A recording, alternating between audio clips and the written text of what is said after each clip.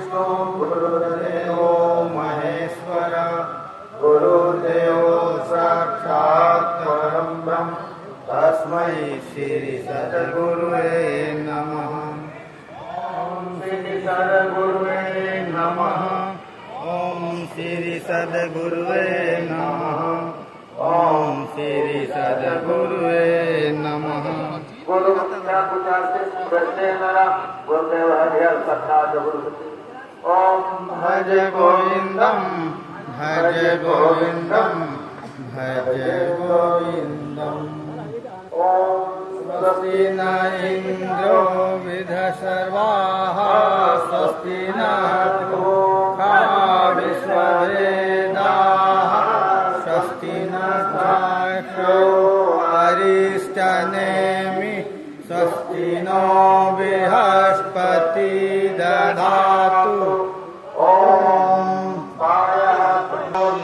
अंतरिक्षे वायुधायस्पति प्रदेशः सन्तु मह्यम्।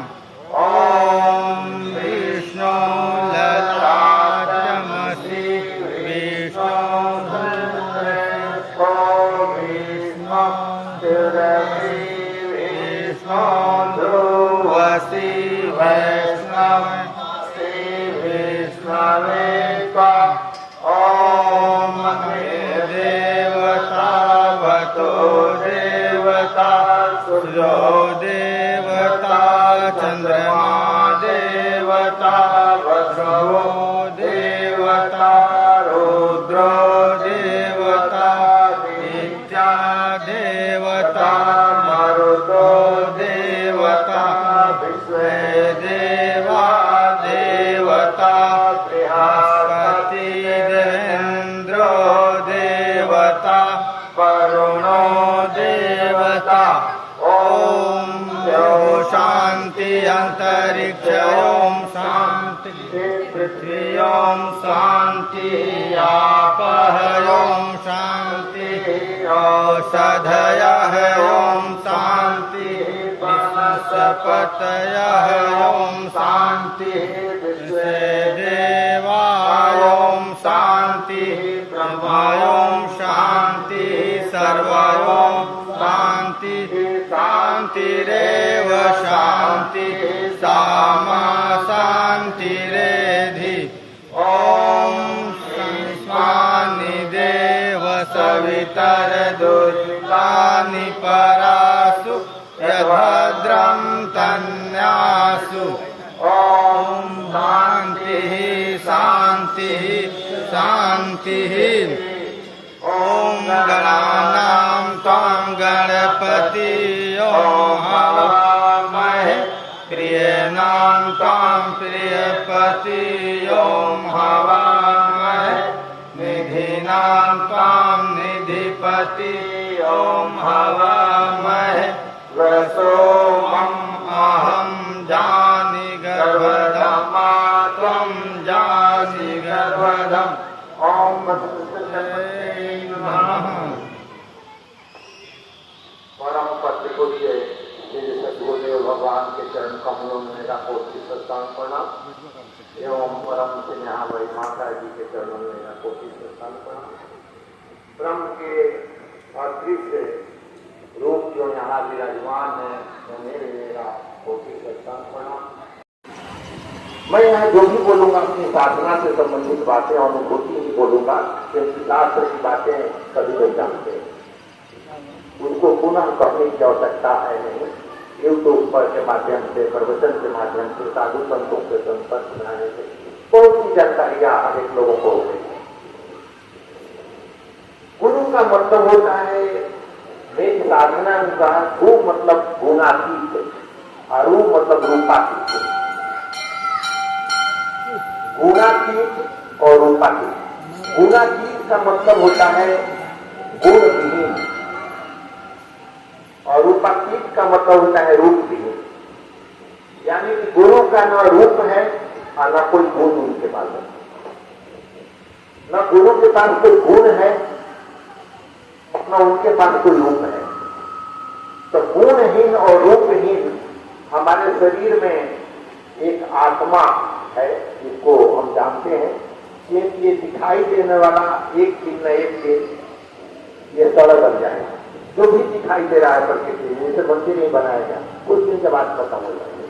जो दिखाई दे रहा है, जो दृष्टिगोचर है, वो एक दिन वो खत्म हो जाएगा। जो शरीर के अंदर दिखाई नहीं दे रहा है वो अस्थायी है, वो निकलेगा तो ये सड़ बन जाएगा। तो जो निकलने का कभी न कभी निकलेगा वो महत्वपूर्ण है, जो दिखाई दे रहा है ये महत्वपूर्ण है।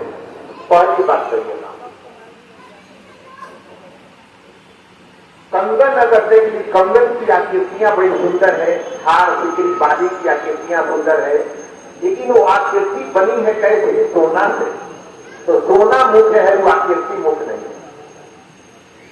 इसलिए ब्रह्म की ये आकृतियां हैं, पेड़ पौधे, कीड़े मकोड़े, मनुष्य, स्त्री, पुरुष, बाल बच्चे जितने हैं, ये सोने की जैसी आकृतियां होती हैं भिन्न कहने का, उसी तरह प्रभु के आत्मा की आकृतियां हैं। आत्मा अंदर आई है, वो आकृति राय करती है, और वो आकृति के कारण हम लोग चक्कर में पड़ गए।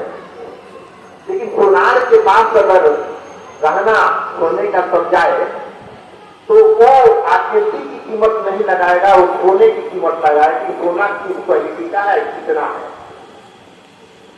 इसलिए योगी जो है, सन्यासी जो है, जो संत है, वो आत्मा की बातें करते हैं और आत्मा को मुख मानते हैं, ये आकृति को मुख नहीं मानते हैं जो नष्ट होने वाला है। तो अब ये गुरु ब्रह्मा भी है, विष्णु भी है और शिव भी है, यानी कि आत्मा जो है वही ब्रह्मा है, आत्मा जो है वही विष्णु है, आत्मा है वही शिव है। कैसे?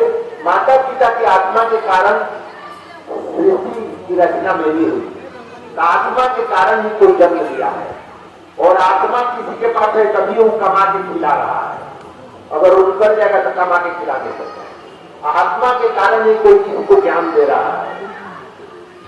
तो ब्रह्मा विष्णु महेश तीनों का कार्य आत्मा ही कर रही है, जो आपके अंदर भी है, हमारे अंदर भी है। इसलिए आप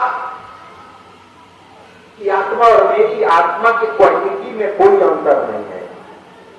अगर ये देखा जाए कि महाराज जी इतना बोल रहे हैं, हमको नहीं बुझा रहा है, कबीर साहब कहते हैं, कबीर साहब पढ़े लिखे नहीं थे लेकिन ज्ञानी थे, वाल्मीकि जी भी पढ़े लिखे नहीं थे, ज्ञानी थे, कालिदास भी पढ़े लिखे नहीं थे, ज्ञानी थे। यानी उनको ज्ञान कहां से आया?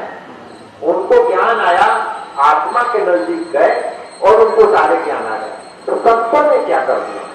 संतों ने सरस्वती जी की एक आकृति बनाई और उनके नीचे हंस बना दिया, यानी कि सांकेतिक भाषा है। इस हंस पर ही ज्ञान की देवी अवस्थित रहती है। हंस आत्मा को कहा गया शास्त्र में, यानी कि आत्मा में ही सारे ज्ञान अवस्थित है, वहां जाएंगे सारे ज्ञान आपको हो जाए। शास्त्र कहता है कि ब्रह्म के अलावे कोई किसी को खिला नहीं सकता। कैसे? हम कमाते हैं, हम खाते हैं, हम बनाते हैं, इसमें ब्रह्म कहां से आ गए? आप जरा सोचिए, अगर पेड़ पौधे के शरीर में, उस तने में, पौधे में आत्मा न होती तो उसका विकास नहीं होता। उसका विकास हो भी जाता तो फूल फल नहीं लगते, और फूल फल नहीं लगते तो हम खाते क्या?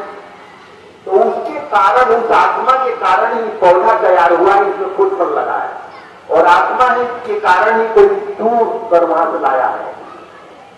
और घर में जो पकाया है इसे में, वो आत्मा के कारण ही कोई उसमें काम करके पकाया है, और पकाकर टेबल पर रखा है आत्मा के कारण ही। और टेबल पर बैठकर जो खा रहा है आत्मा के कारण ही खाएगा, नहीं तो खा नहीं सकता है, वो ये रखा रह जाएगा।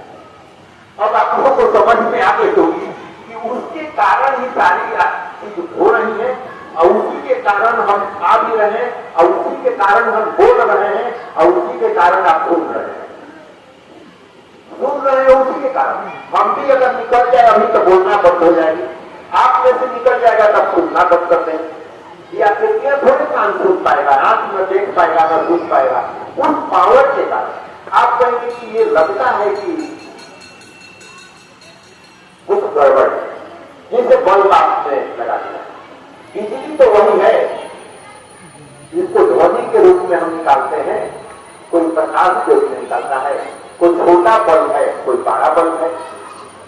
अब आपको प्रश्न ये उठता होगा कि जब सब में ब्रह्म ही है, सब में आत्मा ही है, तो फिर तो खा जाता है लोगों को।